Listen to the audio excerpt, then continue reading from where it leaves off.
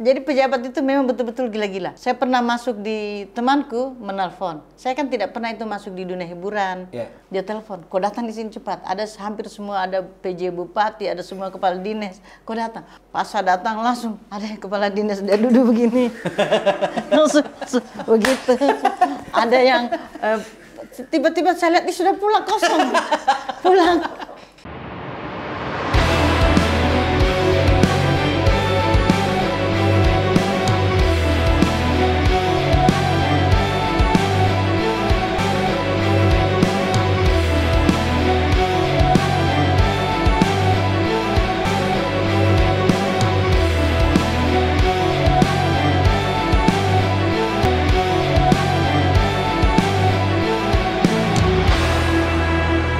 Selamat datang.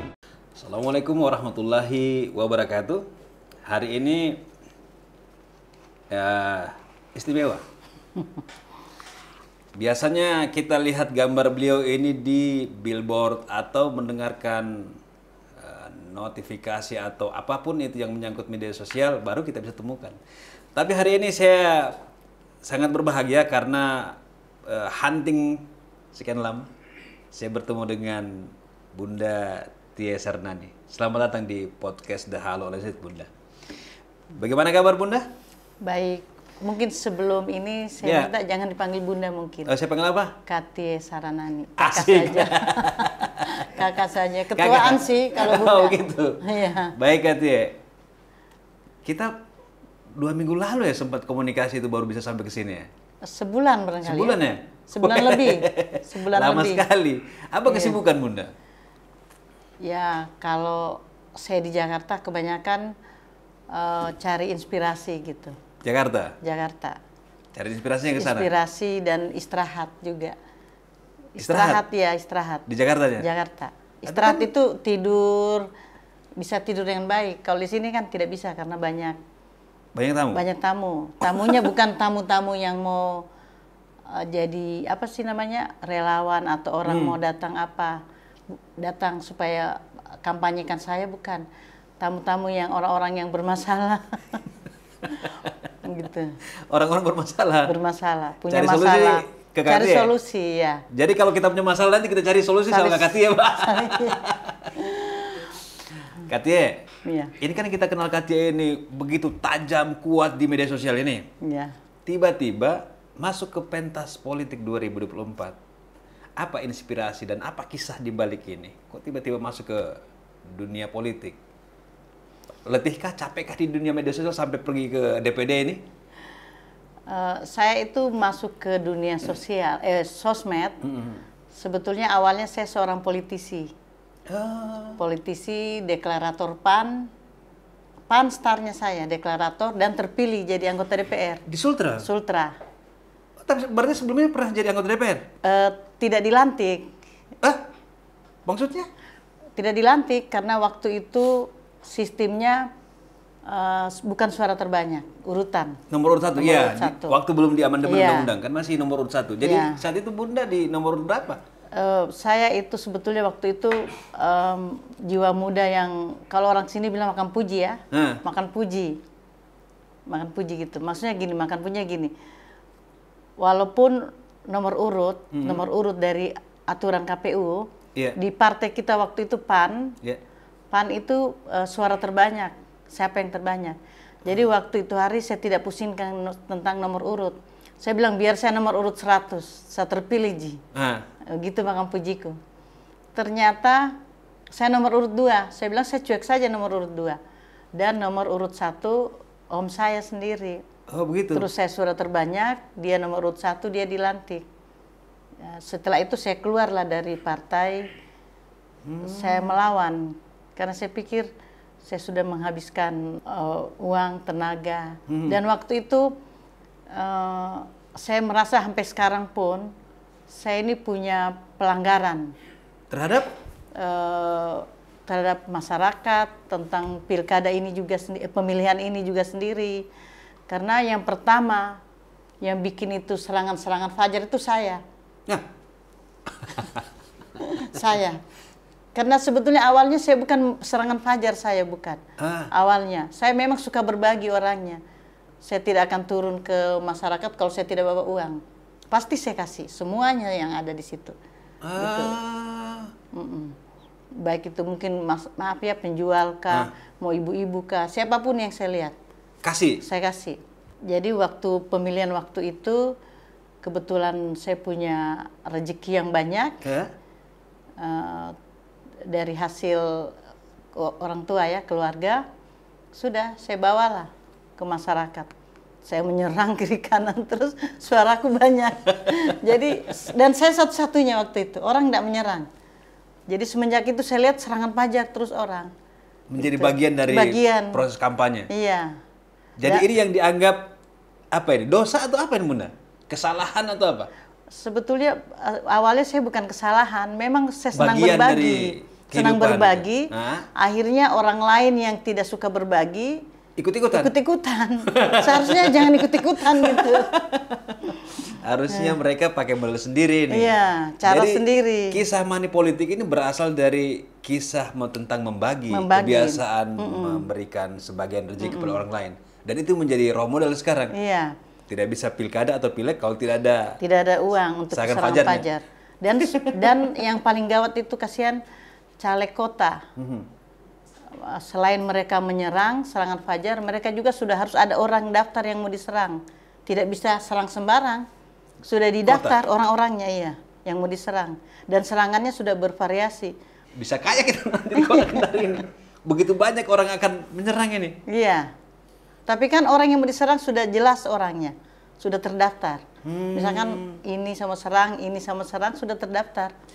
Tidak bisa juga punya uang banyak, terus pergi menyerang. Tidak bisa. Siapa mau serang? Kalau katakan dia tidak punya orang-orang, sekedar kita sekarang punya uang banyak ini, kita tidak punya orang-orang untuk diserang. Itu juga bisa jadi blunder. Tidak bisa ya, blunder. Jadi dengan katakan misal kota Kendari ini yang begitu banyak anggota DPR dari 18 partai ini, semua melakukan hal yang sama, Bunda. Iya. Wah, kita bisa kaya mendadak, Bunda ya. Tapi kan kita akan diserang satu orang yang yang datang satu ke kita ini. Kecuali orang itu dia winto-winto lagi caleg lain. Oh, saya belum pernah, belum punya gitu. Oh, dia bisa dapat banyak? Dapat banyak. Oh, bisa hokang dia di hari. Bunda, saya mau tanya. Jadi ini kan kisahnya ternyata pernah ada di politik. Iya. Bahkan sampai mencalonkan, bahkan menjadi role modelnya kita dalam, ya kalau tanda kutip money politik ini bagilah gitu ceritanya. Iya. Terus kemudian masuk di media sosial. Menjadi aktivis lah ceritanya ini. Bukan aktivis, kalau kita bilang artisnya media sosial, Pak. Apa sih namanya, influencer ya? Influencer. Karena kan kita kenalnya itu kalau saya ini dengan media sosial itu kan kita kenalnya Tia Sarnani, cuitannya, celotehannya itu kadang-kadang bukan menghentakkan orang, Pak, menghampaskan orang. Tapi kenapa pilihnya ke DPD, Bunda? Kenapa dari DPR lagi di partai begitu? Saya trauma dengan partai yang tidak bisa bersuara orang kalau di partai. Tapi kan banyak anggota DPR di acara gitu. Tidak ada mungkin, saya tidak lihat. Gitu ya? Iya. Tidak bisa bersuara orang kalau di partai. Kau bersuara, misalkan begini, kita kritik pemerintah, sebentar pemerintah ini panggil ketua partainya. Ketua partainya mungkin dikasih deal proyek ke apakah misalkan ya. Sudah ketua partai ini ancami dia. Kau macam-macam saya ganti kau. Jadi kalau saya pikir lebih bagus DPD non partai. Lebih bebas untuk berekspresi. Bebas, iya. Menurut Bunda itu lebih rumit di partai ini? Rumit. Artinya kita punya suara tidak bisa bebas seperti yang kita harap dan inginkan. Iya. Tidak bisa bersuara dengan bebas. Terus ini kan kalau saya tidak salah, mana jargonnya Bunda? Oh ini ya? Ini. Nyalek DPD RI. Saya lebih cocok independen, parpol banyak aturannya. Kan ini sampai dimuatkan di koran ini. Oh iya ya, saya baru baca juga. Ini bagaimana artisnya ini? Saya baru baca yang ini. Nah itu dia, kita bilang makanya. Nah ini yang kita nih. Solusi untuk Sultra itu apa maksudnya? Jadi begini, kemarin waktu mengisi daftar dari KPU, kan di situ ada visi dan misi. Oh iya. Padahal kalau saya live, saya bilang DPD ini tidak ada visi misi. Sama dengan DPR, kecuali kepala daerah yang ada visi misi kan. Karena kita kan bukan bekerja langsung, tapi kita fungsinya cuma fungsi anggaran, fungsi pengawasan, fungsi membuat undang-undang, regulasi gitu. Saya tulis di situ begini, visinya adalah solusi untuk Sultra. Misinya adalah menyelesaikan masalah dan persoalan yang ada di masyarakat. Gitu. Itu Bunda bikin sendiri? Atau bukan ada, mungkin kan sekarang orang ramai dengan konsultan, dengan orang pemikir lah segala macam. Bunda bikin sendiri itu? Bikin sendiri. Karena saya kan sudah terbiasa jadi timnya orang dan menang terus. Asik. Jadi saya sudah tahu. Jadi solusi untuk Sultra ini apa yang kita bisa tangkap dari ini, Bunda? Jadi begini, banyak persoalan itu yang kalau kita selesaikan ada aturan yang kita tabrak. Misalkan contoh ya. Tapi ada solusi yang harus diselesaikan. Contohnya gini, kemarin saya ikut demonya, saya sebetulnya tidak ikut demo. Waktu BBM itu di pompa bensin mana itu? Bundaran Stainless ya? Martandu? Yeah. Di situ tidak boleh lagi mengisi bensinnya. Tidak boleh lagi mengisi trek-trek itu, tidak boleh mengisi anu lagi, apalagi namanya solar. Yeah. Karena ada satu sopir trek bermasalah. Yeah. Dia 2 kali, dia ganti plat 2 kali. Oke. Kena semua. Tidak boleh lagi mengisi, dikena. Hanya karena satu orang semua tidak dapat? Iya, itu sudah aturan dari mana itu? Dari Pertamina. Dari Pertamina. Terus DPR datang. Mereka ke DPR, demo, kebetulan saya ada di situ. Saya ikut juga masuk ke ruangan itu. Terus DPR mungkin itu lihat saya, jadi mereka pikir ini harus ada solusi. Solusi. Jadi solusinya apa? Apa solusinya? Karena begini, di satu sisi mereka tidak boleh mengisi karena mereka yang melanggar. Mengisi solar tidak boleh lagi karena mereka yang melanggar. Satu sisi mereka harus makan. Yeah. Solusinya apa? Solusi ini yang kita akan cari gitu. Jadi itu yang saya maksud. Segala sesuatu kalau yang gampang-gampang saja, gampang kita cari solusinya. Tapi kalau yang kayak gini kan sulit solusinya. Tapi DPR dapat juga karena dengan kompromi, dengan apa? Dapat kesepakatan semua. Apa yang menjadi fokus Bunda di Sultra ini dengan DPD? Apa yang Bunda mau selesaikan di Sultra? Apa cita-cita Bunda dengan Sultra kita? Sebetulnya awalnya ini saya maju DPD ini tidak, saya diwawancara di mana ya? Saya bilang saya hidupku tidak punya cita-cita, saya tidak pernah. Bilang mau jadi dokter, saya mau jadi dokter, saya takut dengan setan. Pokoknya saya mau jadi tentara, polwan, kowat, saya takut dengan orang berkelahi. Saya penakut sebetulnya untuk orang berkelahi, saya lari sembunyi. Karena saya pikir nanti ada pisau orang pukul begitu, saya yang kena gitu. Jadi banyak hal-hal yang, jadi saya tidak punya cita-cita. Cita-citaku itu, jadi saya masuk DPD itu cuma ada gengsi dengan apa ya. Jadi suatu waktu gini, ada teman saya, dia dipenjara di KPK. Terus begitu selesai, dia sidang pun saya ikut, pengacaranya ngomong dengan saya, setelah ini kamu kemana? Saya malu juga, tidak ada jawabanku mau kemana. Mau begini-begini saja. Saya langsung bilang, sama DPD RI. Spontan? Spontan. Nah, terus setelah itu saya ke Jogja, dari Jakarta itu saya ke Jogja. Sampai di Jogja dia WA saya, dia bilang, Kak tinggal 2 minggu tutup. Mati saya. Mati saya, tinggal 2 minggu tutup. Coba bayangkan. Terus saya masih proses ganti nama. Jadi makanya kalau lihat mungkin saya bersidang, menggugat, apa, saya tidak lolos pertama. 3 kali barangkali saya tidak lolos. Tapi maksudnya sebentar Bunda, sebelum Katia. Kita ganti nama? Ganti nama. Dari nama betulku ke nama sosmed. Nama Tia sosmed? Sarnani, ya. Jadi nama yang sah secara hukum sekarang Tia Sarnani. Iya. Oh. Itu ganti nama. Itu pun prosesnya tidak sengaja. Tidak sengaja yang... Kenapa diganti namanya? Karena orang sudah terkenal dengan ini? Iya, susah. Tapi begitu saya ganti nama, panik loh calon-calon lain, kaget. Kenapa? Karena kalau mereka mau lawan saya, terus namaku masih nama betulku, kan mereka pikir kecil gitu, tidak ditahu masyarakat. Dengan saya sudah ganti nama, panik orang. Dia ganti nama. Kan saya sempat dipanggil juga. Dia bilang, betulkah kita ganti nama? Mereka pikir saya tidak ganti nama, saya orang KPU. Tapi saya bilang, enggak usah tanya-tanya. Tanya saya langsung, lihat saja saya punya video, itu sudah jawaban semua. Jadi mereka nonton videoku, oh ya betul, ganti nama. Iya, namaku kan Titin Suryana Sarnani. Jadi kalau saya mau buat baliho, mesti di dalam kurung. Panjang. Tia Sarnani. Dan belum banyak orang kenal. Iya. Kalau Tia Sarnani kan orang sudah familiar. Dan selain itu istrinya Pak Keri namanya sama, hanya dia Titin S. Saranani. Oh. Iya. Sama dengan. Sama namanya. Jadi itulah berubah semuanya. Berubah. Dan kemudian tiba-tiba ini kan buku, baju, pulpen. Tadi saya sepatu, pink. Ini apa ceritanya? Kenapa tiba-tiba jadi pink-pink ini? Ceritanya begini, waktu saya di Jakarta kan saya banyak, apa orang bilang, kontemplasi ya, meditasi, pikirkan kira-kira ke depannya apa. Jadi saya jalan ke toko, saya lihat orang pakai baju ini bagus enggak? Saya suka tanya anak-anak bagus enggak? Karena kebetulan pemilih untuk tahun ini kan pemilih untuk usia Gen Z dengan milenial itu 65% ya, kurang lebih ya 60%. Dia paling besar sekarang. Iya. Jadi kan kalau pink itu adalah matanya untuk anak-anak umur itu, dan matanya juga bapak-bapak yang genit. Dan ibu, dan ibu-ibu. Kan sekarang banjir loh sekarang orang pakai pink. Banjir. Iya, banjir sekali. Saya punya satu, Bunda. Iya. Orang nggak pernah menyangka saya mau pakai pink, saya pakai pink. Iya kan? Ada baju pink satu.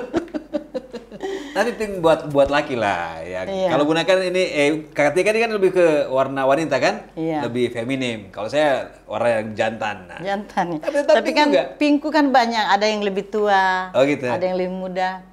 Tergantung. Jadi semua di-branded dengan warna pink. Pink. Pesannya? Karena Gen Z ini? Iya, Gen Z. Terus anak-anak juga, anak-anak SMA terutama itu heboh. Mereka lihat saya, Barbie, jadi saya dipanggil Barbie. Barbie kan pink bajunya, rambutnya pirang. Iya, pirang. Iya, jadi saya dipanggil Barbie. Ada anak ibu teman saya, anaknya bilang, Mak, teman-temanku sama saya mau pilih itu Barbie saja, Mak. Temanmu katanya, Mak. Jadi mamanya yang bangga. Iya, temanku. Bukan anak itu yang bangga, mamanya. Ih, ternyata temanku Barbie. Oh gitu ya. Katanya ini memang sudah diatur sedemikian rupa Kak, untuk sampai harus menggunakan warna-warna ini untuk pengenalan Kak. Begitu enggak? Tidak, kayak spontanitas spontan saja. Dan ada jalannya gitu. Kayak bisikan apa ya, jin ya. Jalannya saja. Dan kadang itu apa yang saya bicarakan terjadi besok, terjadi lusa. Apa yang saya lakukan terjadi besok, semua begitu terus. Dan kalau temanku bilang, saya lihat Kak gini, kalau kakak Tia itu ada suatu marah dengan orang terus kakak diam, itu lebih cepat terjadi orang itu diapakan Kak. Oh gitu ya? Iya, daripada kalau saya berkoar-koar terjadi orang itu juga sesuatu tapi lama. Prosesnya? Gitu. Iya, prosesnya beda lama. Halnya kalau kakak Tia diam? Diam. Ada ini baru-baru ini saya diam, tidak perlu saya sebut. Betul-betul dia sakiti saya betul. Sakit sekali hatiku, tapi saya diam saja. Saya anggap, enggak, biasa saja begitu. Ternyata terjadi dan saya kaget juga. Kok bisa? Itu temanku bilang, ini Mi, terjadi lagi. Kakak Tia, ini kan tanggal 28 sudah. Besok. Sejauh mana persiapan Kakak Tia menghadapi pentas ini? Yang pertama gini, saya ini kan sudah dikenal orang. Ya, artis lah. Iya. Kalau orang-orang baru mau memperkenalkan diri. Ya. Untuk siapa dirinya. Istilah katanya Kakak Tia sudah punya investasi sosial lebih dulu ya. Dari 2006 kok saya. Saya ini orang itu baru bermedsos gitu. Kalau saya kan bekerja untuk Sultra dari 2006. Dengan saya kampanye, ngomong yang benar, kasih tahu tentang apa masalah-masalah yang ada terjadi di Sulawesi Tenggara, itu kan bekerja buat Sulawesi Tenggara. Yeah. Ada saya ngomong tentang kependudukan. Contoh kalau saya live ada yang bertanya kependudukan, saya bilang hati-hati loh. Hati-hati menjadi misalkan begini, hati-hati menjadi istri kedua. Karena sekarang soal administrasi itu di negara tidak bisa lagi kayak dulu. Kita punya kartu keluarga, kok suamimu misalnya kau istri kedua, suamimu punya kartu keluarga dengan istri pertama, kau mau kawin, kau mau kasih masuk juga suami, tidak bisa lagi. Oh begitu ya? Sudah begitu ketat ini Indonesia. Jadi saya bilang hati-hati. Jadi dengan begitu mereka langsung sadar, yang nonton, oh iya kita jadi ngerti gitu. Begitu juga dengan ada yang bertanya tentang kartu miskin. Ya. Kartu miskin apa sih namanya? KIS ya? KIS, kartu miskin. Saya bilang itu hati-hati. Kan ada yang bertanya, kenapa kartu miskinku tiba-tiba saya sudah hilang, saya sudah jadi BPJS gitu. Berganti. Berganti. Saya bilang itu karena di dalam satu keluarga, misalkan kamu suami sama kau punya anak. Kau punya anak sudah dewasa dan bekerja, minimal dia sudah berpenghasilan. Tadinya kalian adalah dianggap orang yang tidak mampu, miskin. Tapi begitu ada anak yang kerja, maka dianggap mampu. Ada yang bisa hidupi kalian. Jadi otomatis hilang dari kartu KIS. Kalau mau tidak hilang, anak ini keluar dari daftar kartu keluarga. Sepanjang dia masih masuk di dalam daftar anggota kartu keluarga, hilang. Secara otomatis? Iya, jadi mereka harus bayar lagi BPJS. Gitu. Pantas. Jadi, iya. Ada saya punya teman kakaknya begitu juga. Jadi tiba-tiba saja mereka itu baru otomatis loh hilangnya. Otomatis. Iya. Karena mereka masuk ke rumah sakit mau ngurus rujukan, tiba-tiba nggak bisa, dianggap sudah ini. Kalau salah satu dari anggota keluarga itu sudah bekerja, maka secara otomatis dia terhapus. Terhapus. Iya. Jadi harus kalau anak sudah kerja, keluar cepat dari daftar keluarga. Jangan lagi masukkan. Jangan masuk itu. Supaya orang tua ini, ibu dengan bapak yang dia tanggung, mereka masih tetap di kartu KIS. Gitu. Kartu Indonesia Sejahtera ini. Baiklah Bunda. Bagaimana setelah mengarungi ini, kan apa perbedaan dulu? Kakak Tia kan sudah masuk di pentas partai politik dulu, nyalek lah begitu. Dulu. Sekarang bertransformasi masuk lagi ke DPD. Apa yang membedakan dari kedua ini? Samakah suasananya atau ada yang berbeda dengan DPD kah? Kalau partai dulu yang kita lawan banyak. Teman kita di partai kan nomor urut 1, 2, 3, 4, 5, 6 apa 7. 7 lawan kita ditambah partai lain. Jadi belum bertarung di dalam, memang pakai baku pukul. Sudah baku pukul memang. Iya. Di DPD? DPD tidak, cuma bertarung dengan sesama ini. DPD saja? DPD. Baru kan sekarang 24. 24, ya. Karena yang tahun 2011 itu ada 60 lebih kalau saya tidak salah ingat. Tidak barangkali, cuma 20-an juga apa 30-an ya? Tidak katanya, 60-an? 60-an karena hitungannya dari partai. Misalkan partai 1, 2, 3, 20, dia dimulai 21. Gitu. Kalau ini kan tidak, nomor 1 sampai 24. Gitu. Jadi total sekarang hanya ada 24 yang akan bertarung untuk memperebutkan 4 kursi ini. 4 kursi ya. Nggak takut sama para incumbent? Incumbent itu Kendari juga punya sejarah katanya. Oh ya? Sejarahnya tidak pernah incumbent lolos semua. Paling tinggi 1 orang. Gitu. Ya mungkin pengaruh apa kayak ini? Nenek moyang atau jin? Pengaruh jin? Atau pengaruh ini barangkali. Begitu jadi mereka tidak begitu bekerja buat masyarakat.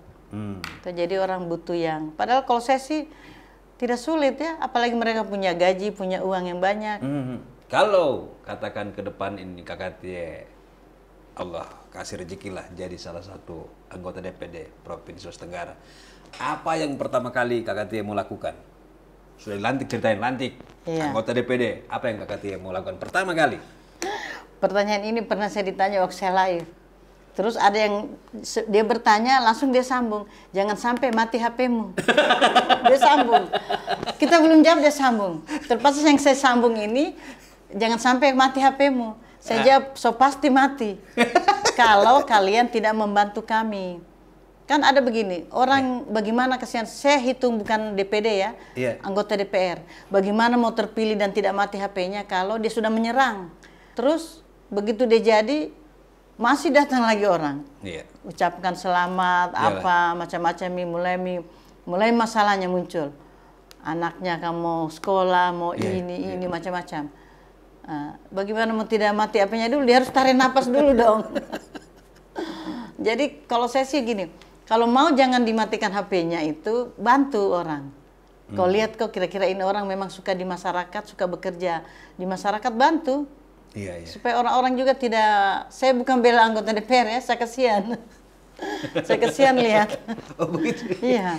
Tapi kan memang itu jadi kadang-kadang orang bicara, Kalau lagi mau nyalek saja, kaca mobil turun. Iya. Kalau sudah terpilih, sudah mobilnya terangkat kacanya, handphonenya mati. Karena memang itu ada masalah banyak sebenarnya. Banyak.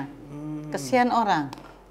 Terus kan seharusnya ini kalau dia persoalannya itu bukan pribadi yang dia urus. Ini kan pribadi semua. Yeah.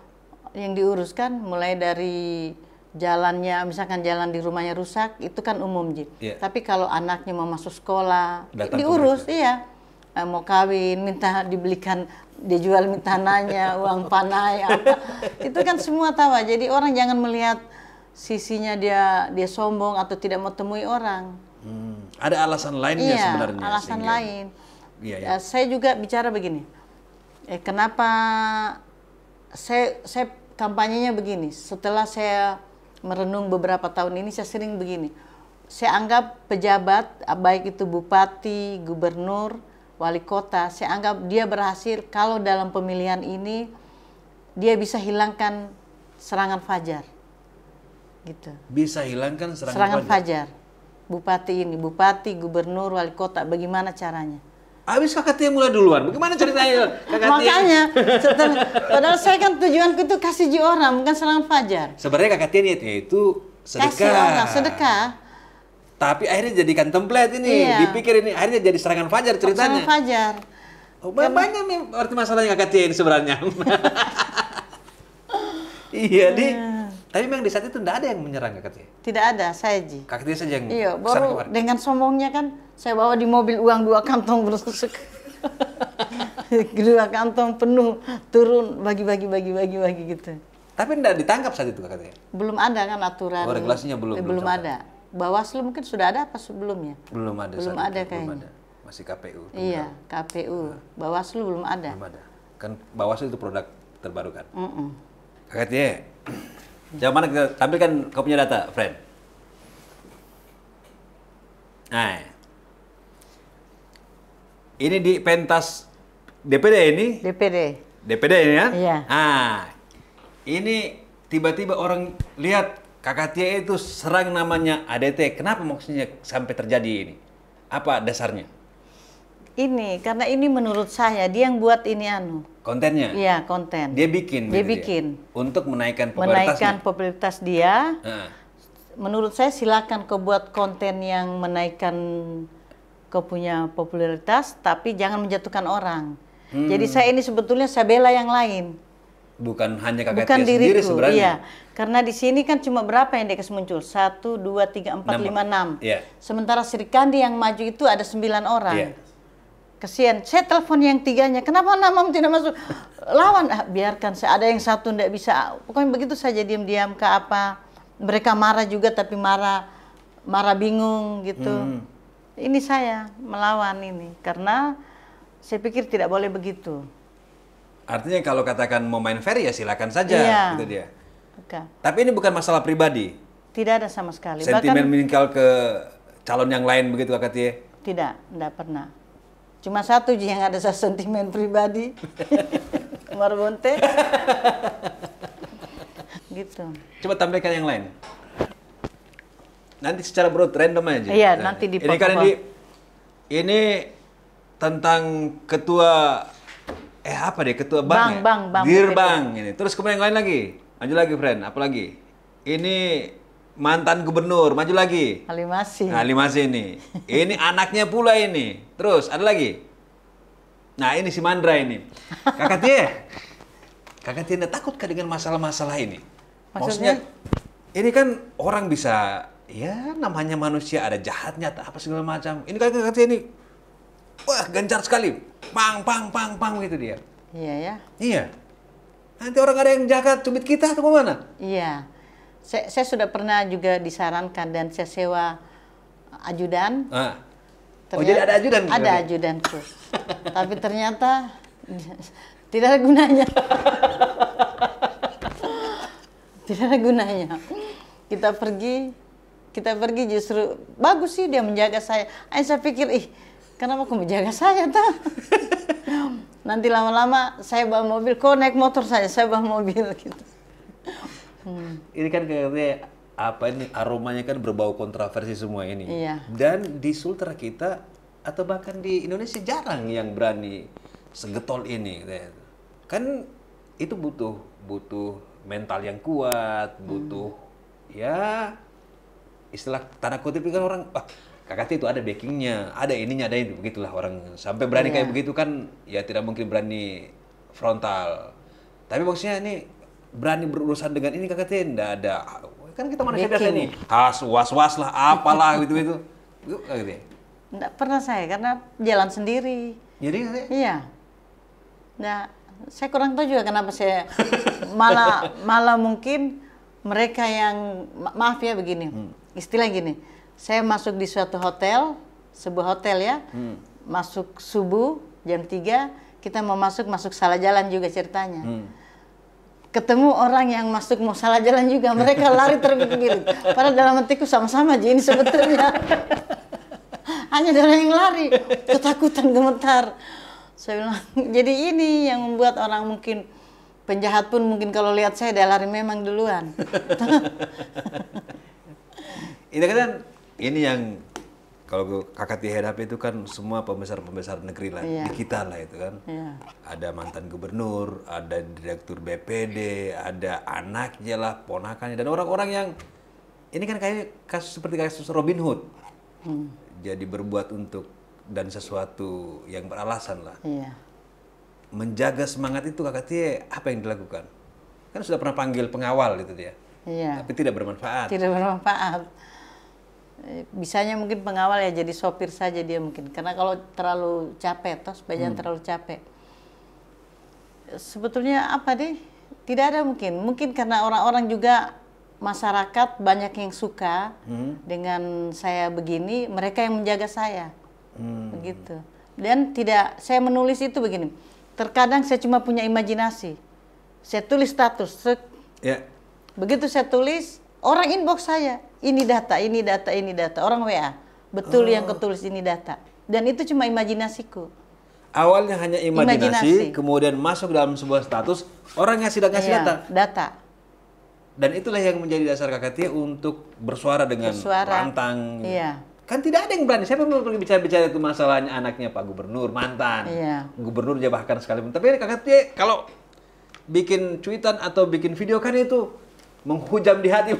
Orang yang tiru-tiru menjadi gara-gara tervideo. Artinya kan ini tidak pernah terpikir untuk ini, Bunda. KKT, apa ini dengan DPD ini untuk ganti profesi? Apa masih akan setajam ini kalau nanti di DPD? Ya orang minta, harus. Justru harus? Masyarakat minta harus lebih.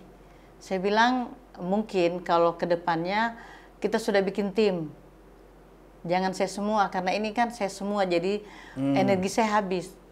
Kalau sehari saya dapat berita misalkan 10, kadang saya bisa bikin sampai 3 saja. Karena kan berita ini kebanyakan saya edit sendiri ku edit. Artinya KKT belum ada tim secara mandiri yang bekerja untuk membantu KKT? Ada untuk media, tapi tidak cocok dengan pikiranku.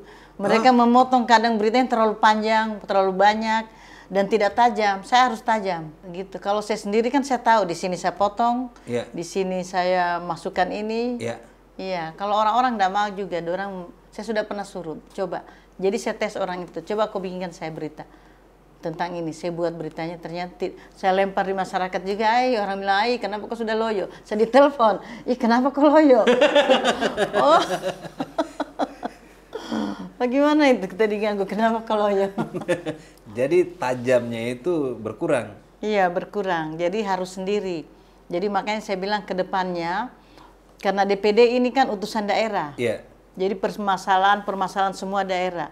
Jadi saya harus buat tim. Wah, bisa tambah panik semua orang ya? Masih sendiri saja, belum ada maksudnya latar belakang DPD. Ini masih sendiri, individu Pak. Sudah bisa bikin gempar kayak begini, nanti kalau tambah DPD-nya, tidak ada yang mikirin ini pejabat-pejabatnya kita Pak. Ya, mereka akan lebih bekerja dengan baik. Dan saya rajin komunikasi dengan pejabat sebetulnya, dengan apa saya tanya apa yang kau bikin, gitu. Dan saya itu pemaaf. Kalau dia sudah baik, saya tanya yang penting kau baik saja di masyarakat ini. Saya tanya terus apa musuhku. Banyak musuhku yang saya ketemu di jalan, tiba-tiba baku peluk atau udah cubit pipiku. Kan musuhku tuh ingat pejabat semua. Saya tidak pernah ada dengan masyarakat bawah. Ini kan masalahnya kalau kita tracking itu Kakak Tia ini tidak pernah bermasalah dengan penjual sayur atau yang punya toko. Pokoknya garisnya masyarakat itu tidak ada ini. Ini bermasalah semua dengan para pejabat ini. Kadang-kadang kan Mama, itu Kakak Tia kayak detektif, semua data ada sama dia. Coba dari mana dia dapat datanya? Itu kan begitu orang bilang ini. Nah, sehingga apa yang di blow up itu kadang-kadang ya sudah pasti kalau dia salah bermasalah secara hukum di merekanya. Dan saya pernah waktu bertemu Nur Alam, saya silaturahmi kan. Namanya dia orang politisi yang ini, saya silaturahmi, saya ngomong begini dengan dia. Kalau kamu sekarang orang rindukan, anak-anakmu, istrimu diterima di masyarakat, itu karena saya. Dengan sombongku saya bilang, Pak. Ke beliau? Ke beliau. Dia begini-begini. Apa? Maksudnya apa itu? Kenapa kau bilang begitu? Saya bilang begini, karena kenapa orang rindu? Karena orang anggap Alimasi gagal. Alimasi gagal? Gagal. Jadi orang rindu kau. Gitu. Jadi anak-anakmu diterima. Terus Alimasi gagalnya bagaimana? Karena saya sikat terus. Jadi orang tahu kekurangannya. Ini bapaknya kena, anaknya kena. Istrinya kena. Kakak Tia, ini blow up berita-berita ini targetnya apa? Mereka mau dipenjara kah? Atau ini mengungkap ke masyarakat supaya keadilan? Atau apa Kakak Tia? Sebetulnya awalnya itu kontrol buat pejabat. Terus pejabat yang lain tidak melakukan hal juga yang sama. Tapi ini saya lihat orang gila-gila semua. Gila-gila. Karena pernah, jadi pejabat itu memang betul-betul gila-gila. Saya pernah masuk di temanku menelpon. Saya kan tidak pernah itu masuk di dunia hiburan. Karena terlalu banyak orang lihat saya. Jadi yang punya tempat hiburan juga terganggu kalau saya muncul. Dia telepon, kau datang di sini cepat. Ada hampir semua, ada PJ Bupati, ada semua kepala dinas. Kau datang. Pas saya datang, baru dia kasih dudukku di VIP di depan ini, di mana kah? Di Swiss Bell situ. Pas saya datang langsung ada kepala dinas dia duduk begini. langsung begitu. Ada yang tiba-tiba saya lihat dia sudah pulang kosong. Pulang. Jadi kesian terganggu yang punya yang punya usaha. Usaha. Gitu. Jadi saya tahu diri saya. Saya tahu diri sekali saya orangnya. Misalkan begini, saya berteman dengan kita misalkan, terus kita dekat sekali dengan yang targetku yang saya sikat terus. Kalau saya ketemu kita, saya tidak tegur kita. Gitu. Menjaga. Saya jaga semua orang-orang. Gitu. Artinya kan kalau katakan suara kritis ini banyak di tengah masyarakat. Misal gerakan Kakak Tia ini banyak yang ikuti. Ini kan kontrolnya akan besar terhadap para pejabat itu dia. Iya, itu harapanku. Ada orang lain yang seperti saya. Kan biar bagaimana nanti mungkin saya akan pensiun juga. Pernah temanku, kira-kira 15 tahun lalu lah, dia bilang, stop me. Kau pensiun, kasih mi orang. Saya bilang kalau saya pensiun, siapa orang itu? Tuh siapa? Terus banyak juga ternyata orang-orang tua. Saya penggemarku banyak orang tua yang pejabat, istri pejabat. Kalau saya sudah tidak bikin, kadang dulu pernah saya sudah mau pensiun. Saya sudah mulai pelan-pelan ditelepon. Kenapa kau tidak bikin? Ditunggu ini. Akhirnya saya bikin lagi. Ditunggu dengan bapak, ditunggu dengan ini. Jadi memang hiburan. Ada orang saya ketemu kemarin, dia bilang, saya kalau lagi capek, lagi apa stres, saya nonton saja katanya, pasti ketawa. Saya di mana ketawa? Nah serius sekali, dia bilang lucu. Orang-orang ternyata menganggap lucu. Tapi memang kan apa ini cuitan Kakak Tia itu, kalau kita lihat kan dari mana itu Kakak Tia dapat data? Siapa yang backup? Itu kan kadang-kadang detail sekali datanya. Kayak detektif itu kan Kakak Tia. Tidak ada yang segala macam. Itu kan pikiran-pikiran dari. Tapi kan poinnya adalah Kakak Tia itu bisa menjadi salah satu figur yang membuat orang berpikir. Kalau ini kan masalahnya sampai gunakan uang berapa? 10 miliar kan? Iya. Kalau tidak pernah disebutkan atau tidak pernah diungkit kan berlalu bagai angin saja. Dan saya minta sebetulnya ke pejabat itu, kalau memang saya tidak benar, kenapa mereka tidak lapor saya? Pencemaran nama baik kan? Ini tidak seharusnya polisi, jaksa, atau KPK begitu melihat saya buat status, dipanggillah orang ini. Karena saya yakin betul, saya bisa kasih informasi yang lebih betul lagi. Tapi mereka itu tidak pernah telepon Kakak Tia kah? Kakak Tia sudah yang kita kasih ribut terus saya nyerami saya begitu. Pernah. Hanya kadang terlalu sedikit saya dikasih uang. Mau aku banyak. Kalau banyak ya aman. Terlalu sedikit. Cuma untuk jalan-jalan sudah deh, tambah lagi deh. Kurang. Kakaknya, tapi kan ini sepanjang bercuit terus kemudian menyampaikan video-video, kan kadang-kadang juga ada yang bermasalah dengan hukum. Saya? Ya. Iya. Coba tampilkan kita punya data. Kakak Tia ini tidak membuat Kakak Tia, ini kan ada kasus ITE kalau tidak salah dengan Rektor UHO itu. Ini tidak membuat Kakak Tia jerah atau apa begitu. Bahkan ibu siapa ya pernah laporkan juga Kakak Tia itu. Nih, yang kasus dengan Ibu Siska ya. Oh iya. Ada 2 kasus ini. Itu tidak membuat Kakak Tia merasa mentalnya down atau apa gitu menghadapi masalah-masalah hukum.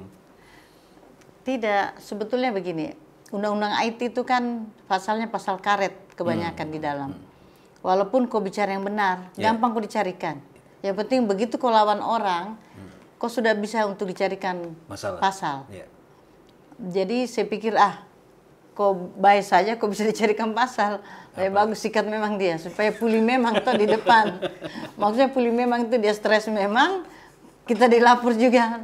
Seperti kasus dengan rektor kan tidak ada persoalan sebetulnya.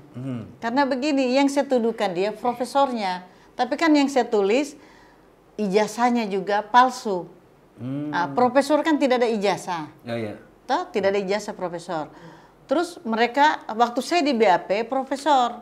Terus begitu sidang, yang saya dituntut itu, kenapa kau tuduh katanya SD-nya palsu, SMP-nya palsu, SMA-nya palsu. Saya bilang, di manakah ada SD palsu? Yang palsu itu profesor, karena ada karya ilmiah di dalamnya. SD kan tidak ada karya ilmiah. Nah, tapi mereka bisa plesetkan. Terus waktu sidang itu, saya tinggalkan sidang. So, ini kemarin sidang, karang-karang saya tidak mau ikut. Saya pergi ke Jakarta keliling. Satu-satunya sidang di dunia tanpa orangnya saya, di Palu lagi, 4 bulan penjara. Gitu. Saya ditelepon pengacara, kau sudah masuk 4 bulan penjara. Bisanya tuh kasasi, saya bilang. Banding turun, turun, tidak bisa saya kasasi lagi. Karena suratku dorong sembunyi, bayangkan. Surat buat saya disembunyi. Sudah habis waktunya. Ini kan sengaja ini permainan. Tapi saya bilang, kau tunggu saja. Kau tunggu ya, saya tidak akan berhenti. Dengan perjalanan sekian panjang dan begitu banyak dinamika yang Kakak Tia, apa gambaran, maksudnya sekarang Kakak Tia dengan hidup seperti apa? Apakah nanti dengan DPD ini akan semakin tajam, atau akan semakin bijak dengan urusan-urusan masyarakat? Kalau untuk urusan masyarakat itu, kalau saya pribadi, itu harus betul-betul diurus. Tidak boleh ada, saya akan marah sekali kalau ada masyarakat yang tersakiti atau yang hak-haknya diambil, gitu. Itu. Jadi bisa bayangkan kalau saya marah kan, membuat semua orang kelimpungan. Iya, kalau saya marah gitu. Jadi posisi sekarang saya belum DPD, belum punya channel, belum punya kaki tangan, belum punya mungkin uang yang banyak. Saya bisa marah. Bagaimana kalau saya sudah DPD? Marahnya Tia Sarnani di DPD. Karena saya ini selama ini bekerja untuk Sulawesi Tenggara. Bukan bermedsos begitu saja yang cari konten. Saya tidak pusing. Ada yang bilang kontenmu sedikit yang nonton, sedikit yang ini. Saya bilang, tapi yang intip banyak. Iya, diintip saja banyak. Terus dibilang tidak bermanfaat. Kalau tidak bermanfaat, kenapa banyak sekali orang yang cari saya? Gitu. Banyak sekali. Dan kebanyakan itu lebih bagus sekarang orang bilang, lebih bagus orang pergi ke Tia Sarnani daripada pergi lapor di polisi. Lebih cepat. Dengan bikin status orang itu langsung cari. Jadi banyak sekali orang yang saya tolong ini yang seharusnya dia sudah masuk penjara kah? Dengan saya buatkan status, hilang. Tidak masuk. Terus selain itu kan saya ini bekerja untuk Sulawesi Tenggara itu sudah betul-betul bekerja. Kalau menurut saya bekerja yang tanpa digaji. Coba bayangkan, KPK itu digaji banyak loh. Apakah ratusan juta ya gajinya mereka. Dengan fasilitas yang negara tanggung. Semua dipenuhi. Untuk mengungkap korupsi. Sementara saya kan tidak digaji nih. Saya Satu bisa, orang begitu dia. Iya. Satu orang yang bisa kemudian memblow up dan menjadi bahan pemeriksaan. Kan? Untuk hati-hati orang.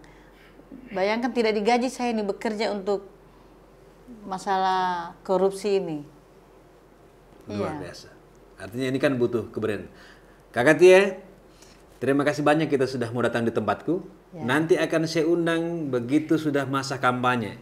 Supaya lebih enak kita cerita. Karena ini kan belum masa kampanye, nanti kita kena aturan kampanye di luar jadwal. Terakhir hari ini. Besok masuk kampanye. Besok sudah masuk. Nanti saya mau buat sesi diskusi, melibatkan lebih dari satu narasumber. Kita ngobrol. Itu jauh lebih bagus. Atau mungkin diundang musuh-musuhku nih. Iya, supaya kita lihat. Iya. Nanti kita coba bikin. Iya, betul. Kita jadi versus begitu. Versus. Debat lah. Iya, debat versus. Kira-kira itu yang bisa kita ceritakan di hari ini bersama Kakak Tia Sernani. Ya, kalau hari ini kan kita masih agak sedikit tahan-tahan, nantilah menjelang sudah masa kampanye supaya kita tidak kena pelanggaran. Kita akan lakukan. Kakak Tia, terima kasih banyak sudah mau datang di tempatku ini yang sederhana. Nanti kita ketemu lagi dan jangan merasa terganggu lah kalau kita undang. Saya senang malah. Malah kalau bisa tiap hari. Kampanye gratis kan? Oke, sekian dari kami. Sampai bertemu di kesempatan yang lain. Billahi taufiq wal hidayah. Wassalamualaikum warahmatullahi wabarakatuh. Ciao.